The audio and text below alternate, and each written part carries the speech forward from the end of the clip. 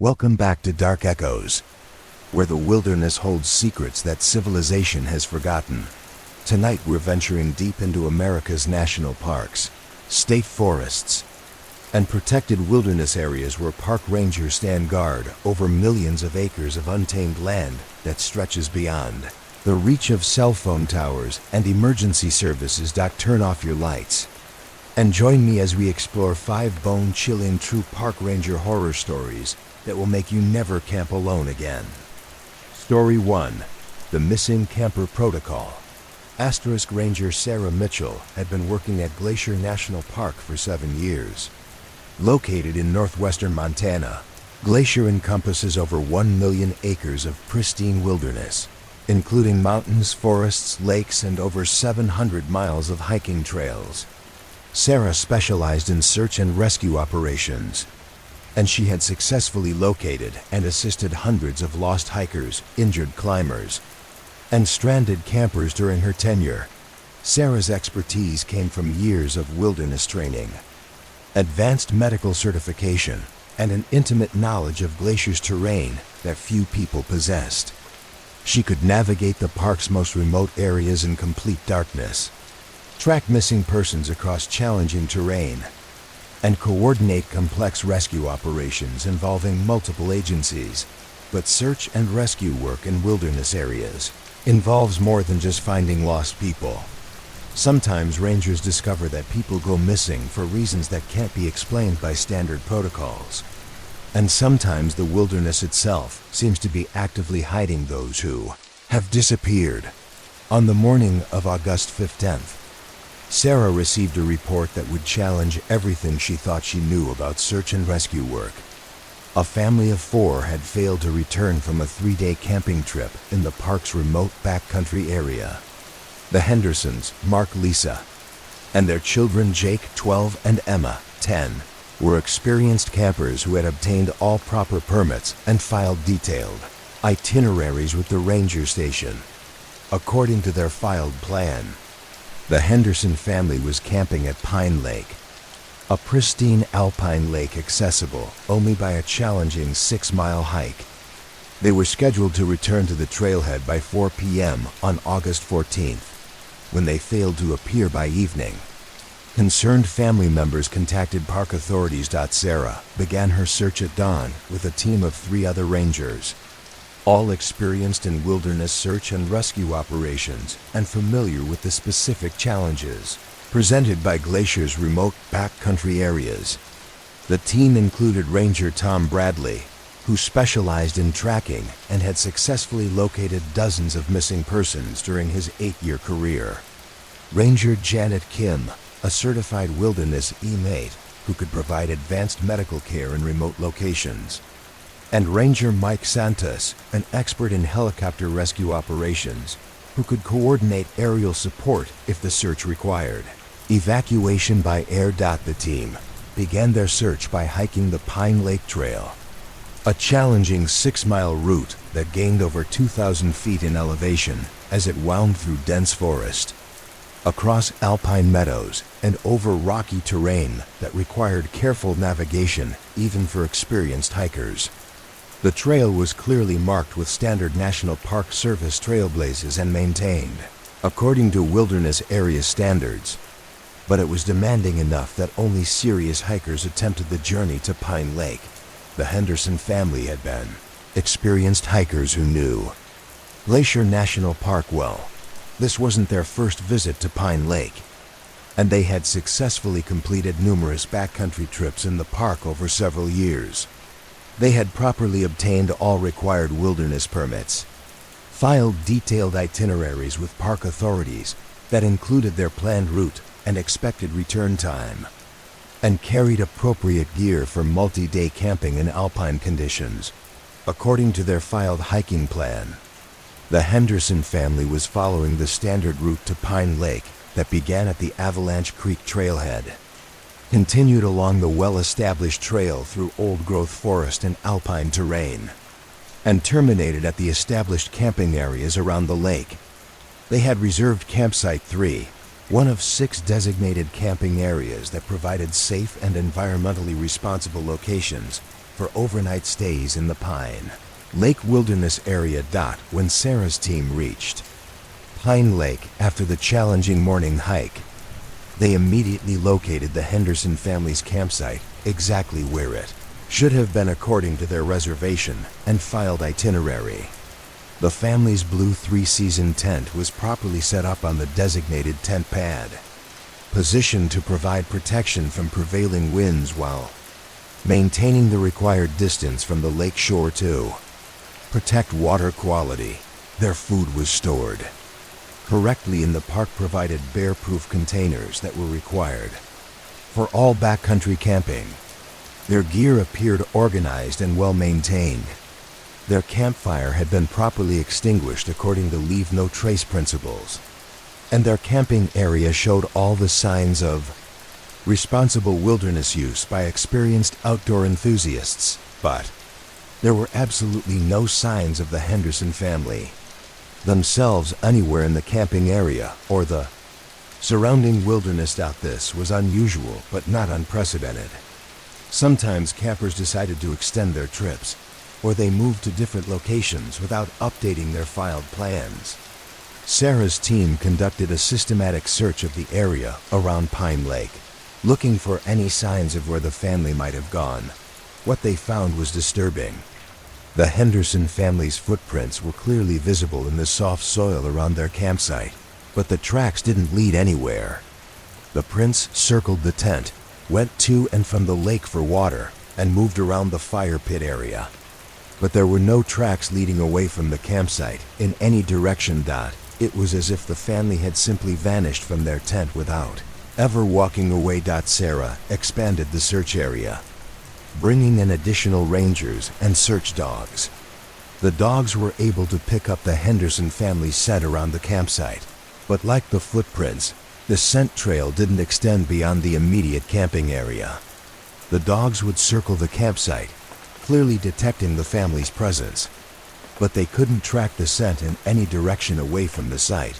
After 2 days of intensive searching, Sarah's team had covered over 50 square miles around Pine Lake without finding any trace of where the Henderson family had gone.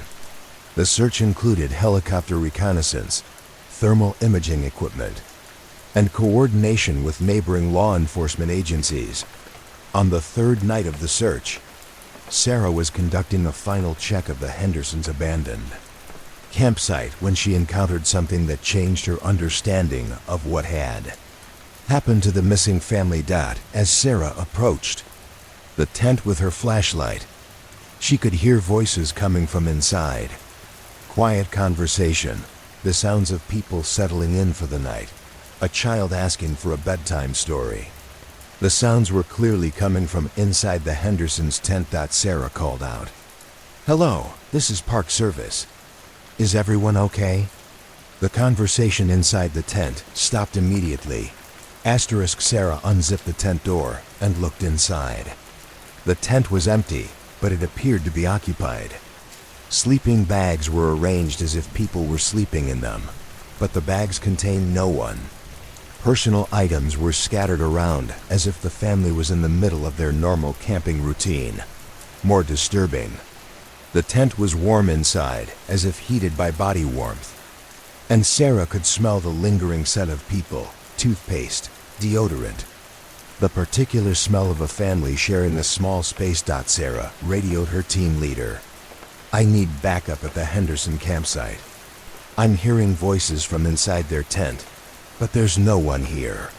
Within 20 minutes, 3 other rangers joined Sarah at the campsite. As they approached the tent together, they could all hear the sounds of family conversation coming from inside. Parents talking quietly, children whispering to each other, someone rustling through gear. Ranger Tom Bradley opened the tent, empty, but as the rangers watched, the sleeping bags began to move as if people were adjusting their positions inside them. The movement was subtle but unmistakable. The bags shifted and settled, exactly as they would if occupied by sleeping people. "This is impossible," whispered Ranger Janet Kim, *. That's when they heard Mark Henderson's voice, clear and unmistakable. coming from inside the empty tent. "Don't worry, kids. The Rangers will find us soon. We just need to stay here and wait for help." The 4 Rangers stood outside the tent, listening to a family that was no longer there, but somehow still present. They could hear Lisa Henderson reassuring her children, Jake asking when they could go home, Emma saying she was scared. Sarah made a decision that would haunt her for the rest of her career. "Henderson family, this is Ranger Mitchell. We're here to help you. Can you hear me?" Mark Henderson's voice replied immediately, "Thank God. We've been waiting for you. We're lost. We can't find our way back to the trail." Sarah looked at her fellow Rangers. The Henderson family's campsite was directly on the marked trail. There was no way they could be lost from this location. "Mr. Henderson, you're at your planned campsite at Pine Lake.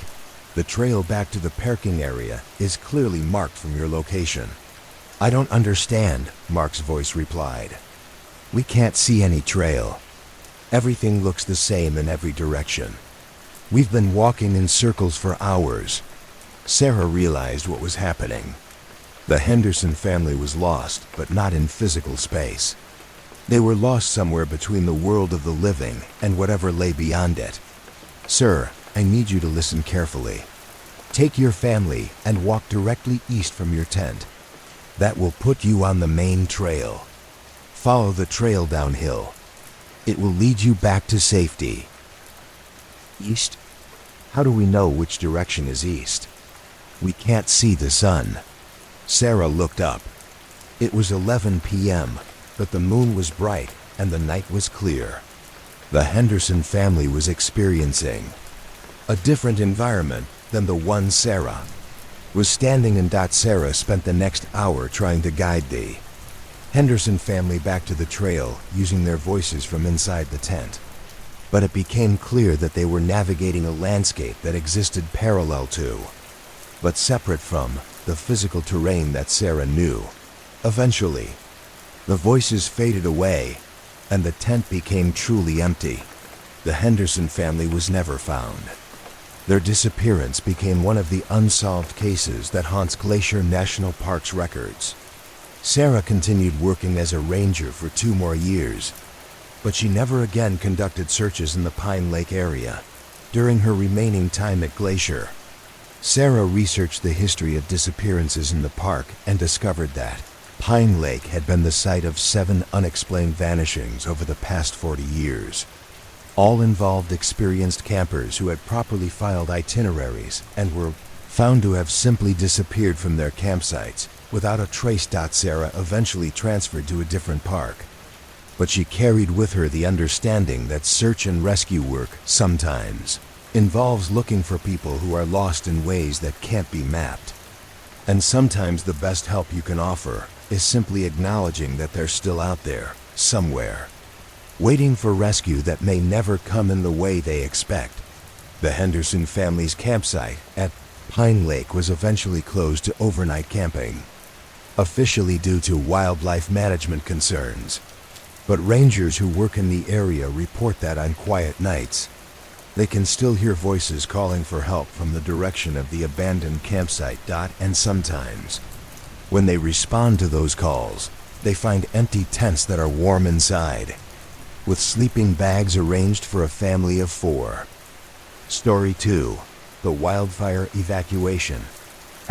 Ranger David Chen had been fighting wildfires for 12 years.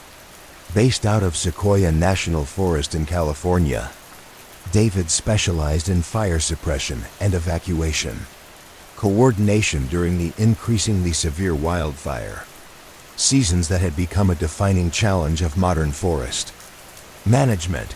David's expertise included advanced fire behavior prediction, evacuation route planning under extreme conditions, coordination with multiple agencies, including state fire departments and federal emergency management, helicopter operations for water drops and personnel evacuation, and real-time assessment of rapidly changing fire conditions that could transform safe areas into death traps within minutes. He had successfully managed evacuations of hundreds of campers. hikers, remote property owners, and research personnel during major fire events. And his quick thinking and professional competence under extreme pressure had saved numerous lives during his career in wildfire management. Wildfire evacuation work requires split-second decision-making under extremely dangerous conditions that would overwhelm most people.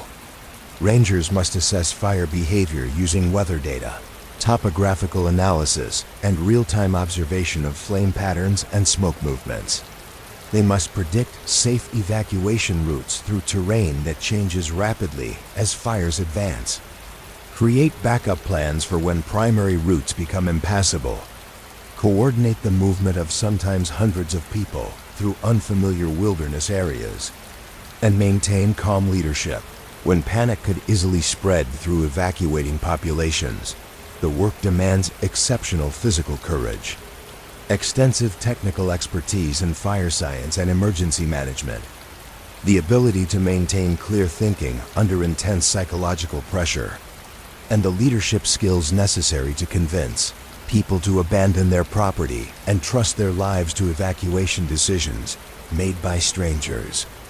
David had demonstrated all these qualities consistently during his career, earning respect from colleagues throughout the wildfire management community and recognition from agency leadership for his contributions to firefighter and civilian safety. But sometimes wildfire evacuations involve more than moving living people to safety. Sometimes rangers discover that certain areas harbor occupants who refuse to evacuate regardless of the danger.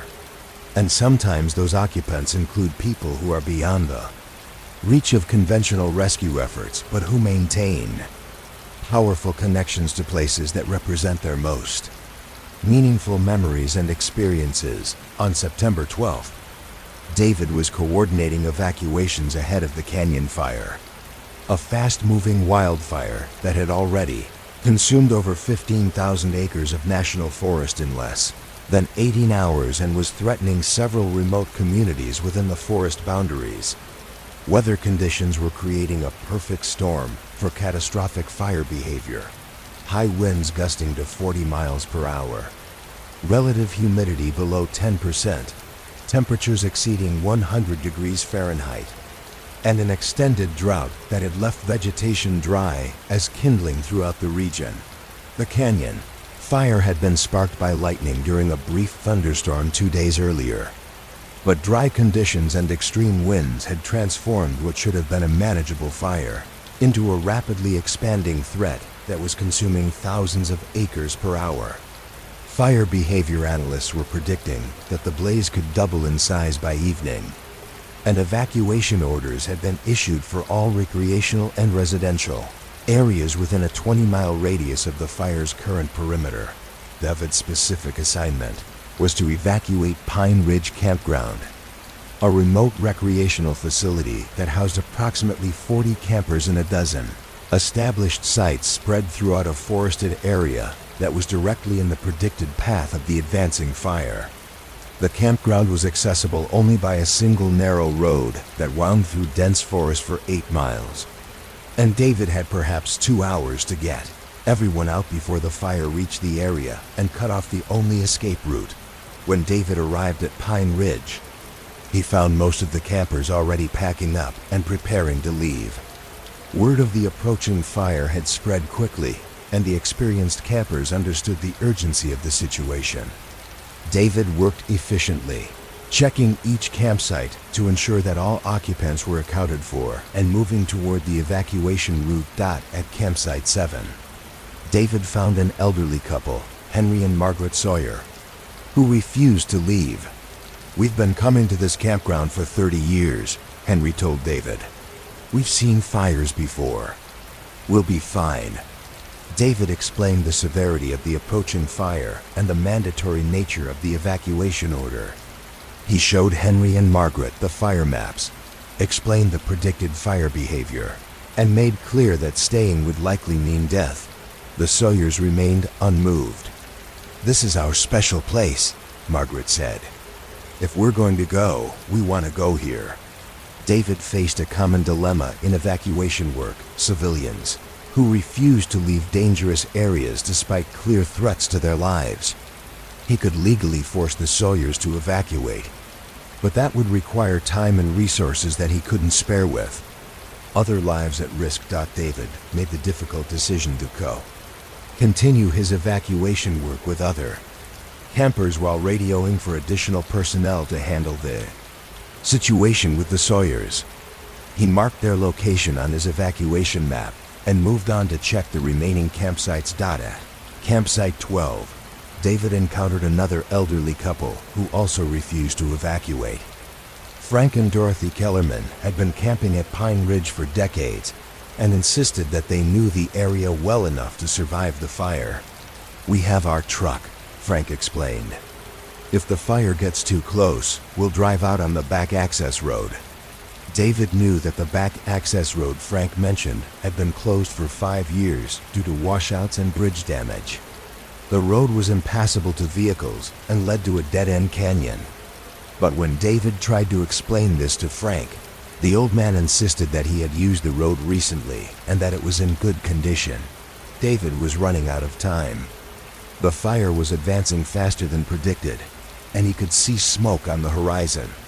He made another difficult decision: to complete the evacuation of cooperative campers and send additional resources back for the Sawyers and Kellermans once the immediate evacuation was complete. David successfully evacuated 36 people from Pine Ridge Campground. As the convoy of vehicles headed down the mountain, David radioed his supervisor about the two couples who had refused to leave. "David, I need you to clarify something," came the reply. "You said you found elderly couples at Sites 7 and 12? "Affirmative. Henry and Margaret Sawyer at Site 7, Frank and Dorothy Kellerman at Site 12. Both couples refused evacuation." There was a long pause. "David, according to our campground records, Sites 7 and 12 haven't been occupied in over a week. They show as vacant for the past 10 days. David felt his stomach drop. "Sir, I spoke directly with both couples. They had camping gear, vehicles, everything you'd expect. I'm sending additional units back to Pine Ridge to verify."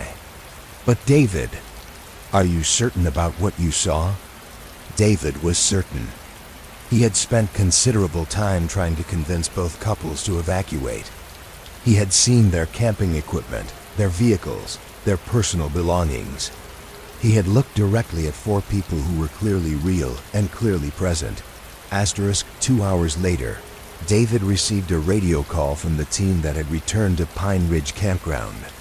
The canyon fire had reached the area, but firefighters were able to conduct a rapid search before the flames became too intense. "David, we've checked Sites 7 and 12.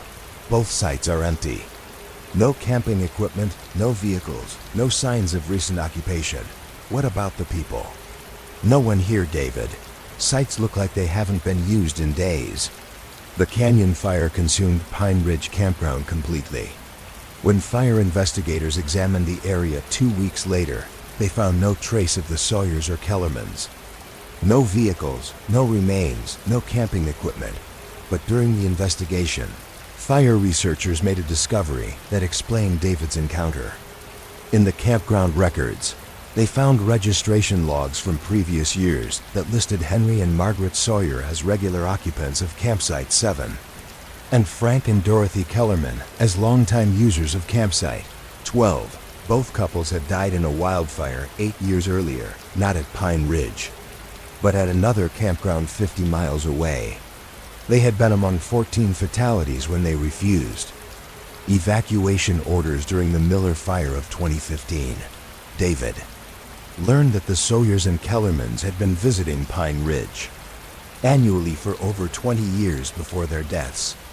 Pine Ridge had been their favorite camping destination, the place where they had spent their happiest retirement years. David continued working in wildfire management for several more years, but he approached evacuation work differently after his experience at Pine Ridge. He began researching the history of areas he was assigned to evacuate.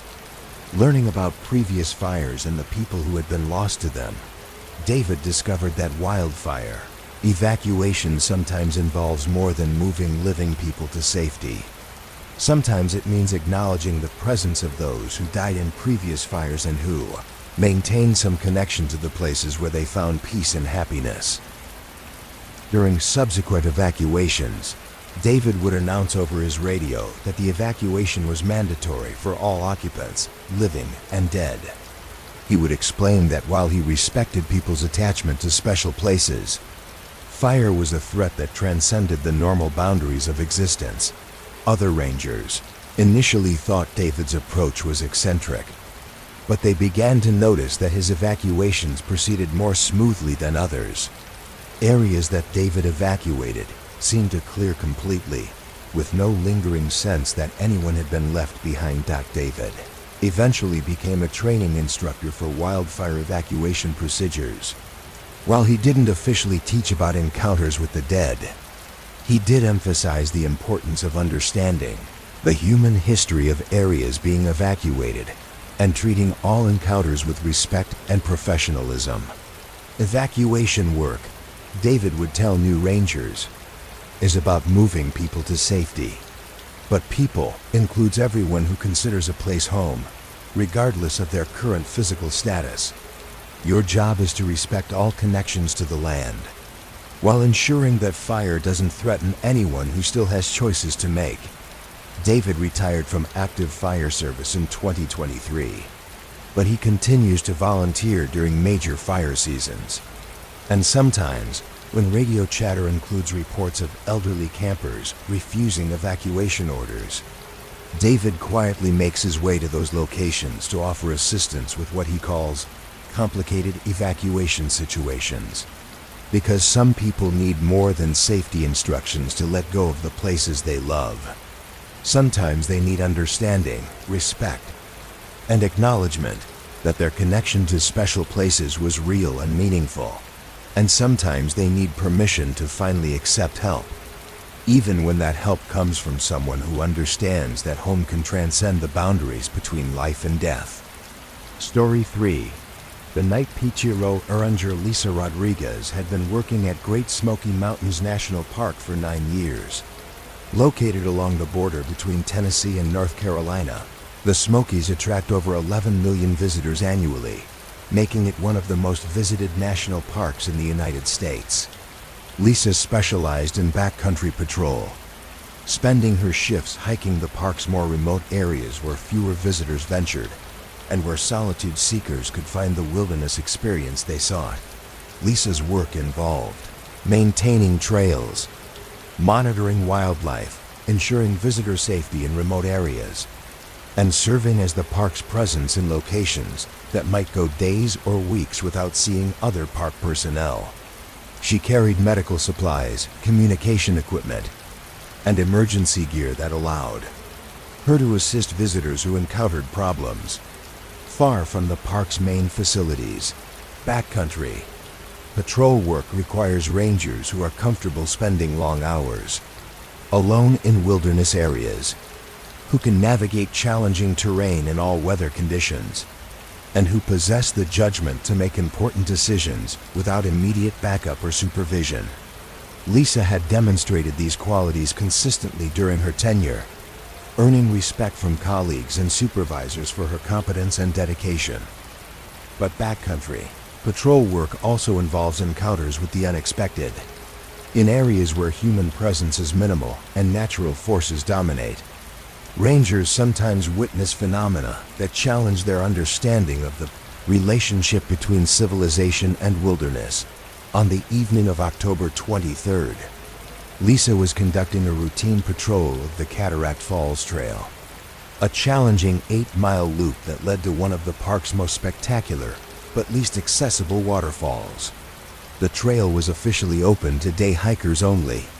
Camping was prohibited in the area due to sensitive wildlife habitat, but Lisa regularly patrolled the area to ensure that visitors were complying with regulations and that unauthorized camping wasn't occurring.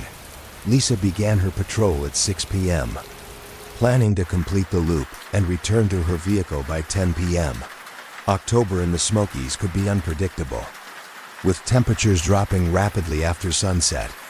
But Lisa was prepared for overnight conditions in case she encountered situation that delayed her return. The first several miles of the trail proceeded normally. Lisa checked several designated rest areas where hikers could pause to rest and enjoy scenic overlooks. Verified that trail markers were in good condition and properly visible. Noted the locations of several fallen trees that would need to be cleared by trail maintenance crews before the next busy weekend, and documented the condition of footbridges that cross streams along the route. She encountered no other hikers, which was normal for weekday evening patrols in remote areas, where most visitors preferred to hike during daylight hours. The autumn evening in the Smokies was spectacular. October brought peak fall foliage to the mountains, with maple and oak trees displaying brilliant reds and yellows that attracted visitors from around the world. The air was crisp but not yet cold, and Lisa could hear the sounds of wildlife preparing for winter, squirrels gathering nuts, birds making their final migration south, and the occasional distant call of elk that had been reintroduced to the park in recent years. Lisa had always appreciated the solitude of evening patrols. During busy summer months, the park's most popular trails could be crowded with hundreds of hikers, families, and tour groups. But during October evenings, she could experience the Smokies as they had existed for thousands of years, peaceful, wild, and filled with the ancient presence that made these mountains sacred to the Cherokee people who had lived here for generations. Before European settlement, the Cataract Falls Trail was one of Lisa's favorite patrol routes, because it led to one of the park's most spectacular, but least known waterfalls. Most visitors stayed on the popular trails near the park's main entrances, but the 8-mile loop to Cataract Falls required a significant commitment of time and energy that discouraged casual hikers. Those who made the journey were usually serious outdoor enthusiasts who appreciated wilderness for its own sake rather than as a backdrop for social media. Photographs. At approximately 8:30 p.m. Lisa reached Cataract Falls and began her systematic safety inspection of the viewing area. The falls were at their autumn peak, fed by recent mountain rains that had swollen the stream into a powerful cascade. The 200-foot drop created a thunderous roar that could be heard for miles through the mountain valleys, and the spray from the falling water created a constant mist that supported rare mosses and ferns that grew nowhere else in the park. The viewing area had been carefully designed to allow visitors to safely observe the falls while protecting the fragile ecosystem surrounding the waterfall. A wooden platform with safety railings provided secure footing on terrain that could become treacherous when wet, and informational signs explained the geological processes that had created this natural wonder over millions of years of erosion and mountain building. Lisa's safety inspection included checking the stability of railings, examining the platform for loose boards or protruding nails that might injure hikers, verifying that safety signs were clearly visible and in good condition, and ensuring that no unauthorized camping or fire building had occurred in the area. The inspection was routine work, but Lisa approached it with the thoroughness that had made her one of the park's most trusted backcountry rangers. As Lisa was checking the condition of the safety railings, she noticed lights coming from the forest on the opposite side of the falls. At first, she assumed she was seeing the headlamps of hikers who were making their way back to the main trail after an extended day hike. But as Lisa watched, she realized that the lights weren't moving like hikers with headlamps. Instead, they appeared to be stationary lights, like the lights of a camping area where people had set up for the night. This was problematic. The area across from Cataract Falls was strictly off-limits to camping. It was sensitive wildlife habitat, it lacked designated campsites, and it was accessible only by extremely challenging off-trail hiking that was dangerous even for odds-a-dange experienced backpackers. Lisa used her binoculars to get a better look at the lights. What she saw confused her. Across the falls, she could see what appeared to be an established camping area with multiple tents, a campfire, and people moving around the site. The setup looked like a Boy Scout or church group camping trip, with large tents and organized camping equipment. This presented a significant problem. Not only was this group camping illegally in a restricted area, but they were also in a location where Lisa couldn't easily reach them to enforce park regulations. The terrain between Lisa's position and the camping area included the falls itself, steep cliffs, and dense forest with no established trails. Lisa radioed park headquarters. "This is Rodriguez on backcountry patrol. I have a situation at Cataract Falls. Large camping group in unauthorized area. Requesting backup for enforcement action. Rodriguez, can you estimate the size of the group?" Lisa used her binoculars again. "I count at least 12 people, maybe more. Multiple large tents, organized campsite. This looks like a youth group or organized camping trip. Any way to make contact from your position?" Lisa considered her options. She could try to shout across the falls, but the noise of the water would make communication difficult. She could attempt to hike around to the camping area, but that would require several hours of extremely challenging off-trail navigation in darkness. Negative. I would need to hike several miles off-trail to reach their position. Requesting helicopter support or additional personnel to assist with evacuation. Copy, Rodriguez. Helicopter isn't available tonight due to weather. We'll have additional rangers at your location by morning to assist with the situation. Asterisk Lisa settled in to monitor the unauthorized camping group through the night. She found a concealed position where she could observe the campsite across the falls while remaining invisible to the campers. Her plan was to document their activities and assist with enforcement action when backup arrived. For the next several hours, Lisa watched the camping group through her binoculars. What she observed was a normal camping experience. People cooking dinner over the campfire, sitting around talking, organizing gear, preparing for sleep. It looked like a well-organized group of experienced campers who knew what they were doing. But as the night progressed, Lisa began to notice details that didn't make sense. The campers' clothing and equipment looked dated, like camping gear from several decades earlier. The tents were large canvas structures that looked like military surplus or Boy Scout. Equipment from the 1950s or 1960s, more concerning. Lisa never saw any of the campers use modern equipment. No headlamps, no LED flashlights, no modern camping gear. The group appeared to be using equipment and techniques that were decades out of date. At approximately 2 a.m., Lisa witnessed something that changed her understanding of what she was observing.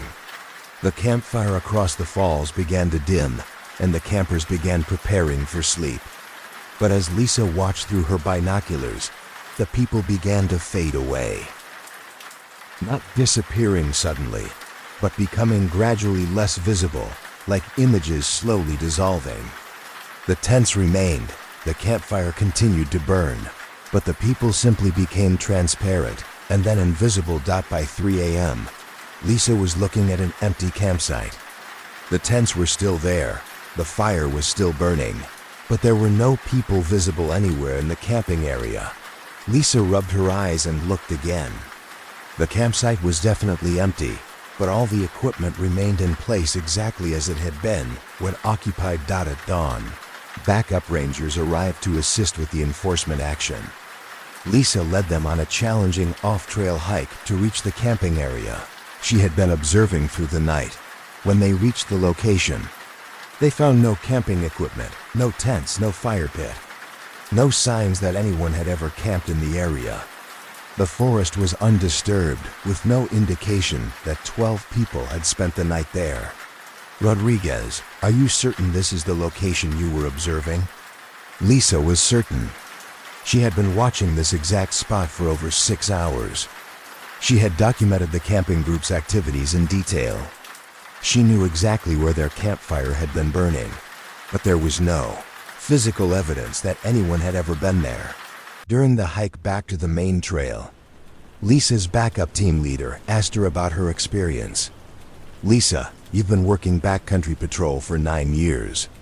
Have you ever had hallucinations or extreme fatigue episodes?" Lisa hadn't.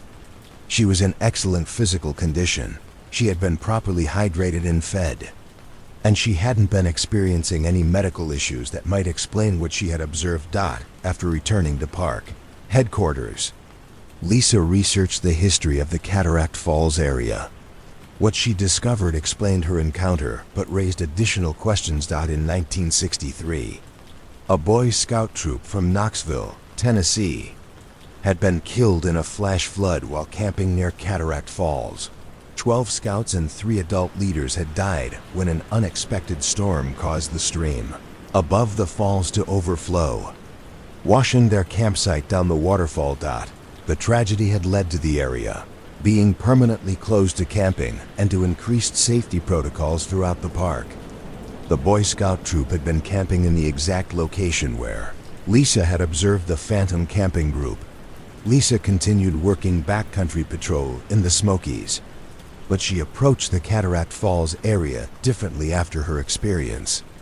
She began including the 1963 tragedy in her understanding of the area's significance and treating her patrols as memorial visits as well as safety inspections.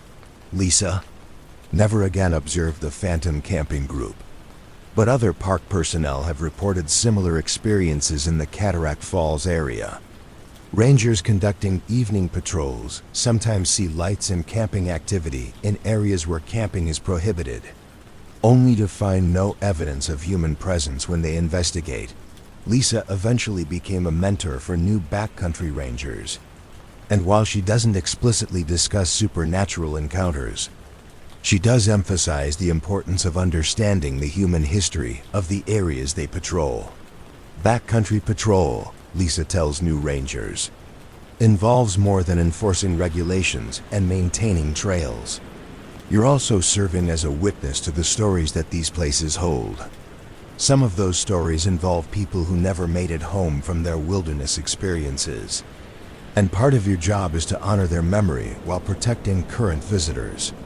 Lisa retired from active backcountry work in 2024, but she continues to volunteer for special projects in the park. And sometimes, when she's hiking in the Cataract Falls area, she pauses to acknowledge the Boy Scout troop that never completed their camping trip. Because part of being a park ranger is understanding that the wilderness holds more than scenic beauty and wildlife. It holds the dreams, hopes, and final adventures of everyone who has ever sought peace and renewal in wild places. And sometimes it holds their presence, too. Story 4. The Missing Hiker Search.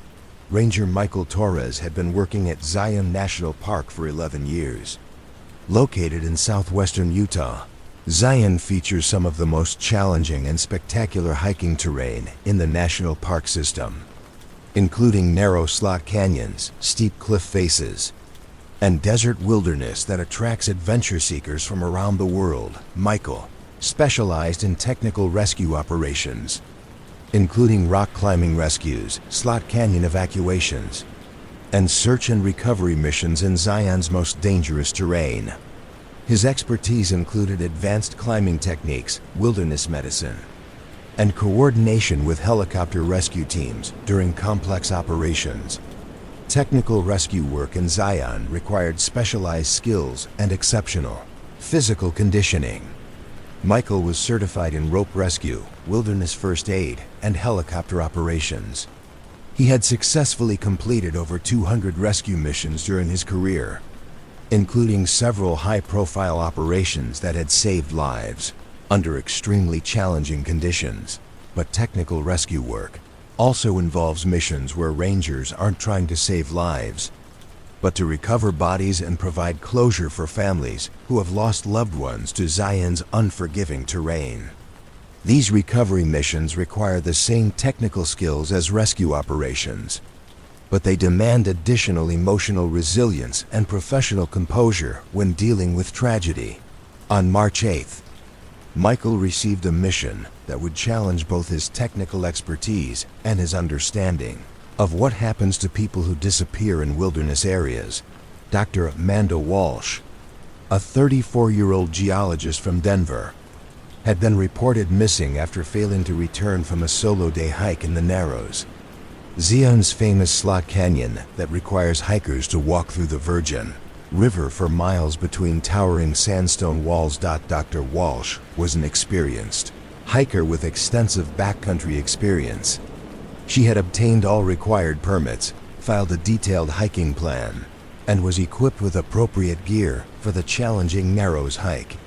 She was scheduled to complete the 16-mile trek and return to the trailhead by 6 p.m. on March 7th. When Dr. Walsh failed to appear at the designated time, park authorities initiated search protocols. The Narrows presented unique search challenges. The slot canyon was narrow, the river current was strong, and weather conditions could change rapidly, creating flash flood risks that made search operations dangerous. Michael began his search at dawn, working upstream from the trailhead with a team of 3 other technical rescue specialists. The Narrows required specialized equipment, dry suits, rope systems, and communication gear that could function in the challenging environment of a slot canyon filled with flowing water. The search team made steady progress upstream through the Virgin River, checking every accessible alcove and side canyon, examining the riverbank for evidence of footprints or disturbed vegetation, systematically calling Dr. Walsh's name at regular intervals, and documenting their search path to ensure complete coverage of the area. The Narrows were spectacularly beautiful, but also intimidating. Walls of red Navajo sandstone that rose hundreds of feet above the river, creating a cathedral-like environment that inspired awe while also demonstrating the raw power of geological forces that had carved these formations over millions of years. Hiking conditions in the Narrows were challenging even for far experienced backcountry specialists. The river water was cold, averaging around 50 degrees Fahrenheit even during warmer months, and the current was strong enough to knock hikers off their feet if they lost concentration or stepped into deeper pools. The canyon floor consisted of slippery rocks, hidden holes, and constantly changing water depths that required careful attention to every step. Michael's team was equipped with specialized gear designed for search operations. In slot canyons, dry suits that provided protection against hypothermia, technical rope systems that could be quickly deployed for rescue operations, waterproof communication equipment that functioned reliably in the challenging environment, emergency medical supplies sealed against water damage, and high-intensity lighting systems that could illuminate the shadowy recesses of the narrow canyon. The search protocol for the Narrows required systematic coverage of every accessible area, careful documentation of search patterns to prevent gaps in coverage, regular communication with command personnel monitoring the operation, and continuous assessment of weather conditions that could create flash flood risks. Even small rainstorms in areas far from the canyon could send deadly walls of water rushing through the Narrows, and search teams had to be prepared for immediate evacuation if conditions changed. After 6 hours of methodical searching, Michael's team had covered over 10 miles of the canyon without finding any trace of Dr. Walsh or evidence that she had passed through the area they were searching. They had checked every alcove large enough to shelter a person, examined areas where someone might have sought refuge from cold water or changing weather, investigated side canyons that connected to the main Narrows, and found no signs of recent human passage. The absence of evidence was itself concerning. Dr. Walsh was an experienced geologist who understood wilderness travel and should have left some trace of her passage through the area. Even careful hikers typically disturbed vegetation, left footprints in soft sand, or created other subtle signs that trained searchers could identify.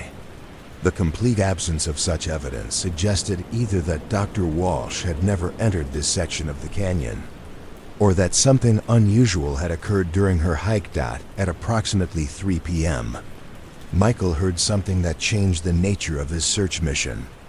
From somewhere upstream, barely audible over the sound of flowing water, came a woman's voice calling for help. Michael immediately signaled his team and began moving quickly upstream toward the sound. The voice was faint but clear. Someone was definitely calling for assistance from somewhere ahead of their position. "Dr. Walsh," Michael shouted. "This is Park Service Search and Rescue. Keep calling so we can locate you." "Here," came the reply. "I'm stuck. I can't get out."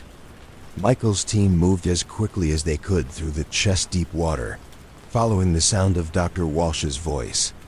But as they advanced upstream, the voice seemed to remain at the same distance ahead of them, as if the source was moving away as they approached. After 30 minutes of following the voice, Michael's team reached a section of the canyon that presented a significant obstacle. A rockfall had partially blocked the canyon, creating a dangerous area where the water flowed rapidly through a narrow gap between fallen boulders. The voice was definitely coming from beyond the rockfall. Dr. Walsh was trapped somewhere on the other side of the obstacle. Michael assessed the situation. Climbing over the rockfall would be extremely dangerous due to loose rocks and high water flow. But Dr. Walsh sounded like she was in immediate distress, and every minute of delay could be critical. Michael made the decision to attempt the crossing. Using specialized rope techniques, he secured himself to his team and began carefully climbing across the rockfall. The crossing took 20 minutes of careful movement across unstable rocks and rushing water. When Michael reached the other side of the rockfall, he found himself in a section of canyon he had never seen before. The narrows opened into a wider area with a sandy beach and several large alcoves that could provide shelter. And there, sitting on the beach with her back against the canyon wall, was Dr. Amanda Walsh. She appeared to be uninjured but exhausted. She was wearing the hiking gear described in her missing person report, and she looked exactly like the photograph her family had provided to search teams. "Dr. Walsh, I'm Ranger Torres with Search and Rescue. Are you injured?" Dr. Walsh looked up with obvious relief. "Thank God you found me. I've been trapped here since yesterday afternoon. I got lost trying to find my way back to the main trail." Michael was confused. "Ma'am, you're in the main canyon of the Narrows. The trail follows the river. You just need to walk downstream to reach the trailhead." Dr. Walsh looked around with confusion. "This doesn't look like the canyon I hiked into. Everything looks different. I've been trying to find my way out for hours, but every direction I go leads to dead ends." Michael examined the area where Dr. Walsh had been waiting. It was clearly part of the main Narrows Canyon. He could see the river flowing through the area, and the canyon walls matched the sandstone formations he knew well. But as Michael looked more carefully, he realized that something was wrong with the geography. The alcoves were larger than they should be, the canyon was wider than he expected, and the rock formations didn't match his knowledge of this section of the Narrows. "Dr. Walsh, I'm going to help you get back to the trailhead. Just follow me and stay close." Michael began leading Dr. Walsh downstream toward the rockfall crossing. But when they reached the area where Michael had climbed across the fallen rocks, there was no rockfall. The canyon continued normally downstream with no obstacles. Michael was disoriented. He had definitely climbed across a significant rockfall to reach Dr. Walsh. The crossing had been dangerous and time-consuming. But now there was no sign that any rockfall had ever existed. Michael radioed his team. "This is Torres. I've located Dr. Walsh. We're heading downstream to your position." "Torres, where are you? We can see the entire canyon from our position, and you're not visible anywhere upstream." Michael looked around. He should be able to see his team from his current position. The canyon was relatively straight in this section, but he couldn't see his teammates anywhere downstream. I'm approximately half a mile upstream from your position with the missing hiker. Torres, that's impossible. We can see half a mile upstream, and there's no one there. Michael realized that he and Dr. Walsh were lost in a version of the Narrows that existed parallel to, but separate from, the canyon his team was searching. Michael spent the next 2 hours trying to navigate back to the main canyon with Dr. Walsh. They followed the river, downstream, but instead of reaching the trailhead, they seemed to be moving deeper into an increasingly unfamiliar landscape. The canyon walls grew higher and more imposing. The river began flowing faster and deeper, and gradually, Dr. Walsh began to fade. Not disappearing suddenly, but becoming less solid, less present. Michael could still hear her voice and see her outline, but she was becoming transparent. Dr. Walsh, stay with me. Keep talking to me. I'm trying, she replied, her voice becoming fainter. But I'm so tired. I just want to rest. Don't rest. We need to keep moving. We need to find our way back. By evening, Dr. Walsh had faded away completely. Michael was alone in a section of canyon that he didn't recognize. With no sign of his team or any familiar landmarks, Michael activated his emergency beacon and spent the night in the canyon. At dawn, a helicopter located him and extracted him from a position that, according to GPS coordinates, was exactly where his team had been searching the previous day. Dr. Walsh's body was never found. Search operations continued for 2 weeks without discovering any trace of her. But during the extended search, other rangers reported encounters similar to Michael's experience. Teams would hear Dr. Walsh calling for help from sections of canyon that appeared different from their maps, follow her voice into areas they didn't recognize, and find themselves lost in landscapes that seemed to be the Narrows, but weren't quite the same. Michael continued working technical rescue in Zion, but his experience with Dr. Walsh changed his approach to search and recovery missions. He began researching the history of disappearances in the park and found that several people had vanished in the Narrows under circumstances similar to Dr. Walsh's case. Michael came to understand that some people who disappear in wilderness areas become lost in ways that transcend physical geography. They slip into versions of familiar landscapes that exist outside normal space and time, and they can only be reached by rescuers who are willing to enter those parallel spaces. During subsequent rescue missions, Michael would announce to lost hikers that he was willing to cross into whatever version of the landscape they were experiencing. He would tell them that he understood they might be lost in ways that couldn't be mapped, but that he was committed to helping them find their way back.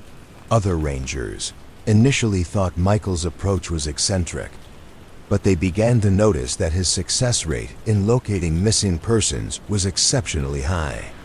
People who had been lost for days would be found within hours when Michael was assigned to their cases. Michael eventually became head of search and rescue operations for Zion.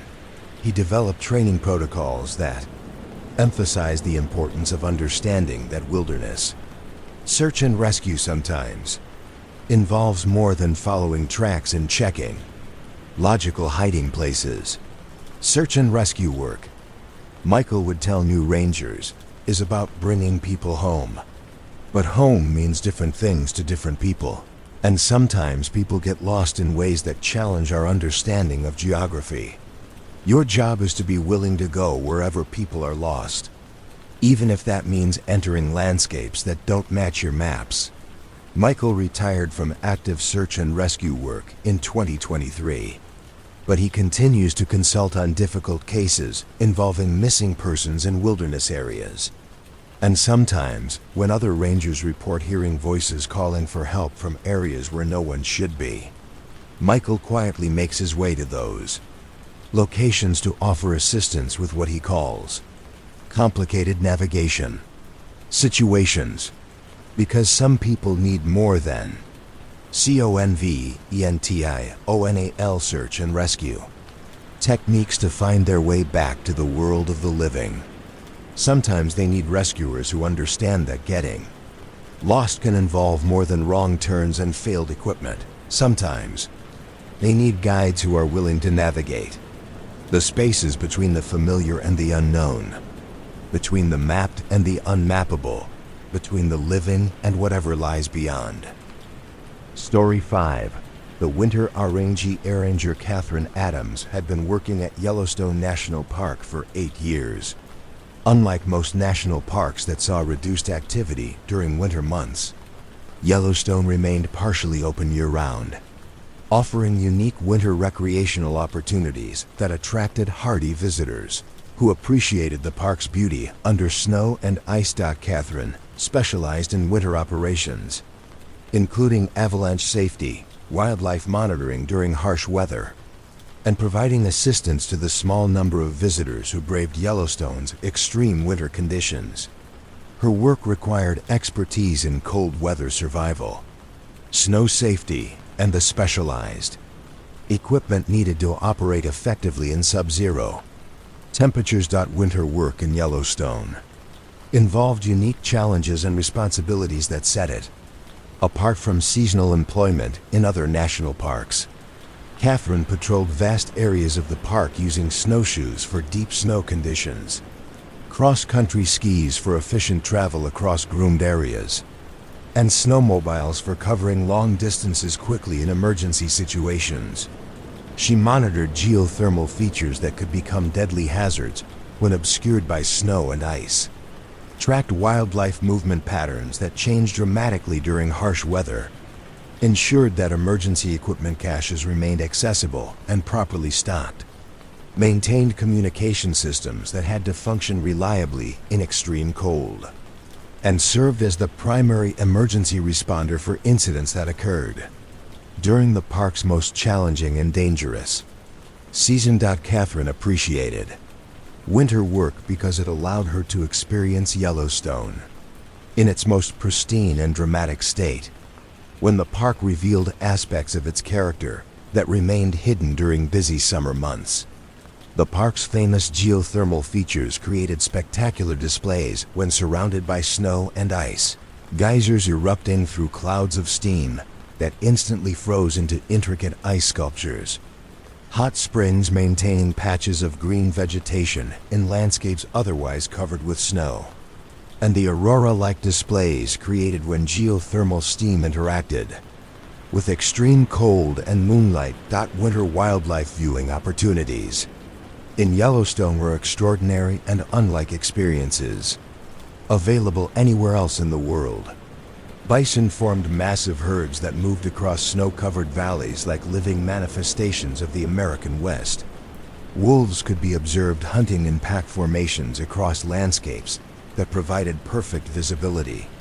Elk gathered in thermal areas where geothermal heat created refuges from harsh weather, and rare species like mountain lions and lynx became more visible against snow backgrounds than they ever were during summer months. Catherine took pride in helping the small number of hardy visitors safely experience this unique environment that most people would never see. Winter visitors to Yellowstone were typically serious outdoor enthusiasts who understood and accepted the risks involved in experiencing wilderness during its most challenging season. But they still required guidance, safety information, and emergency backup that only experienced winter rangers could provide. But winter operations also involved responsibilities that extended beyond assisting living visitors and maintaining park infrastructure during challenging conditions.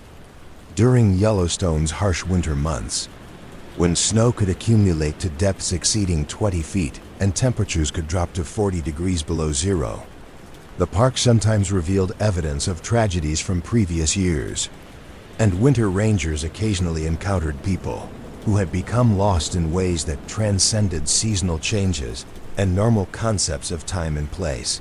On February 18th, Catherine was conducting a routine winter patrol of the Grand Loop Road, the main route through Yellowstone that remained accessible to snowmobiles and specially equipped vehicles during winter months. Her assignment was to check road conditions and verify that routes remained passable for emergency vehicles, monitor wildlife activity, and document animal movements that might affect visitor safety, ensure that emergency equipment caches were properly stocked and accessible, verify that communication systems were functioning properly throughout her patrol area, and assess weather conditions that might require changes to visitor access policies or emergency procedures. Catherine was traveling by snowmobile, covering a 30-mile section of road that included several of Yellowstone's major geothermal areas. February in Yellowstone typically meant temperatures well below zero, heavy snow accumulations, and weather conditions that could change rapidly from clear skies to life-threatening storms. At approximately 2 p.m., Catherine encountered something that violated basic safety protocols for winter travel in Yellowstone. Near the Old Faithful area, she found a man standing beside the road without proper winter clothing. The man appeared to be in his 30s, wearing jeans, a light jacket, and regular hiking boots, clothing that would be inadequate for Yellowstone's winter conditions and potentially deadly in the sub-zero temperatures. He was not wearing gloves, hat, or any of the specialized gear required for winter survival in the park. Catherine immediately stopped her snowmobile and approached the man. Hypothermia could set in within minutes under current weather conditions, and the man's inappropriate clothing suggested either a medical emergency or extremely poor judgment that required immediate intervention. "Sir, I'm Ranger Adams with the Park Service. Are you okay? Do you need emergency assistance?" The man turned toward Catherine with a friendly smile. "Oh, hello. Beautiful day, isn't it? I'm just enjoying the sunshine." Catherine looked around. The temperature was 15 degrees below zero. Winds were gusting to 30 miles per hour, and heavy snow was beginning to fall. By no stretch of imagination could this be described as a beautiful day for someone dressed in lightweight clothing. "Sir, you're not properly dressed for these weather conditions. You're at serious risk for hypothermia and frostbite. I need to get you to shelter immediately." The man looked confused by Catherine's concern.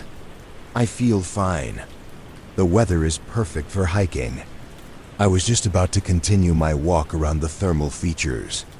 Catherine realized she was dealing with someone who was either experiencing a medical crisis that affected his judgment, or who was suffering from hypothermia-induced confusion. Either way, this was a life-threatening emergency. "What's your name? Are you staying at Old Faithful Inn?" "I'm Robert Morrison. I'm here with my family. We're staying at the campground." Catherine knew that all campgrounds in Yellowstone were closed during winter months. There was no camping available anywhere in the park from November through April. "Mr. Morrison, the campgrounds are closed for the winter. Are you staying at one of the lodges?" Robert looked puzzled. "Closed? The campground is busy. Lots of families here for summer vacation."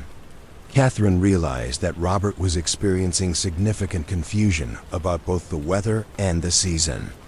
He apparently believed it was summer and that normal camping operations were in effect. "Mr. Morrison, it's February. The park is under winter operations. The temperature is 15 below zero. You need warm clothing and shelter immediately. February?" Robert looked around as if seeing the snow and ice for the first time. "But this doesn't look like February." Catherine activated her emergency radio. "This is Adams at Old Faithful. I have a hypothermia emergency. Adult male, inadequate clothing, apparent confusion. Requesting immediate medical evacuation. Copy, Adams. Medical team en route. Estimated arrival 20 minutes. Catherine knew that 20 minutes was too long. Robert needed immediate warming and shelter. She began implementing cold weather emergency protocols, using her own equipment to provide Robert with warm clothing and shelter. But as Catherine tried to help, Robert put on her emergency jacket. She discovered something that challenged her understanding of what she was dealing with. Her hands passed through Robert as if he weren't physically present. Catherine stepped back and looked at Robert carefully. He appeared completely normal, solid, and real. But she couldn't make physical contact with him. "Mr. Morrison, I'm having some equipment problems. Can you tell me more about your family? Where exactly are they camping?" "They're at Site 15. My wife Sarah and our kids, Tommy and Lisa. We've been coming here for years. It's our favorite place for summer vacation." Catherine knew that Campsite 15 had been permanently closed since a tragic accident 5 years earlier. A family had died of carbon monoxide poisoning from a faulty camping stove. A father, mother, and 2 children whose description matched the family Robert was describing. Catherine radioed for additional information. "Dispatch, can you check our records for any previous incidents involving the Morrison family?" "Adams, we have a record of Robert Morrison, age 34, who died with his family in a carbon monoxide incident at Campsite 15 in August 2018. Entire family was found deceased in their tent during what should have been the final day of their vacation." Catherine looked at Robert, who was still standing beside the road in his inappropriate summer clothing, apparently unaware that he had been dead for over 5 years. "Mr. Morrison, I think there's been some confusion about your situation.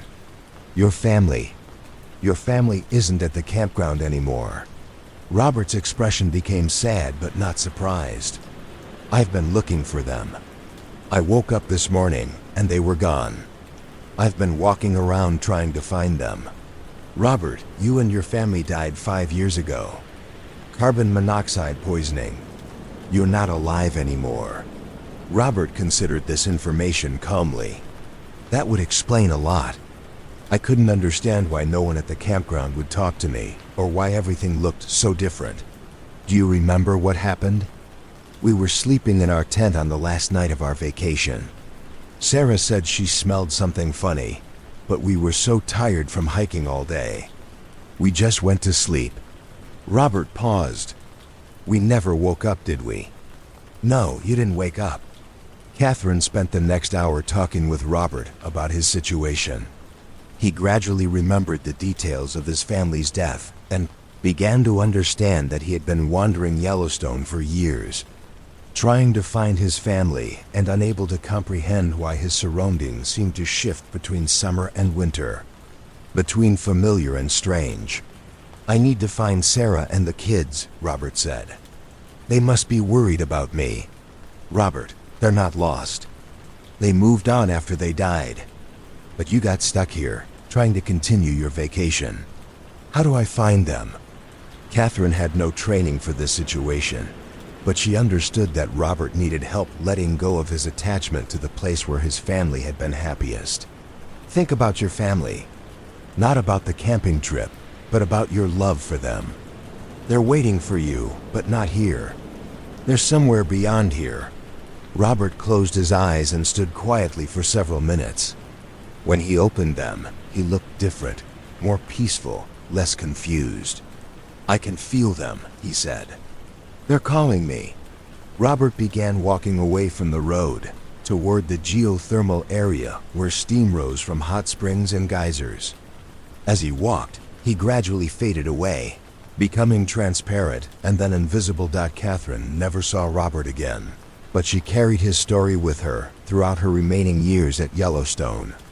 She learned that winter rangers sometimes encounter people who died during the park's busy summer season, but who remain attached to the places where they experience their happiest moments. Catherine began approaching her winter patrols as memorial services as well as safety inspections.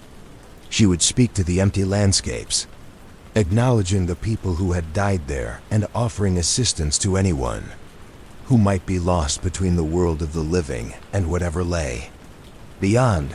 Other winter personnel began reporting similar encounters. Visitors from previous seasons who seemed confused about the time of year. Families looking for campsites that were no longer available. Hikers dressed inappropriately for winter conditions, who needed guidance about more than just weather safety.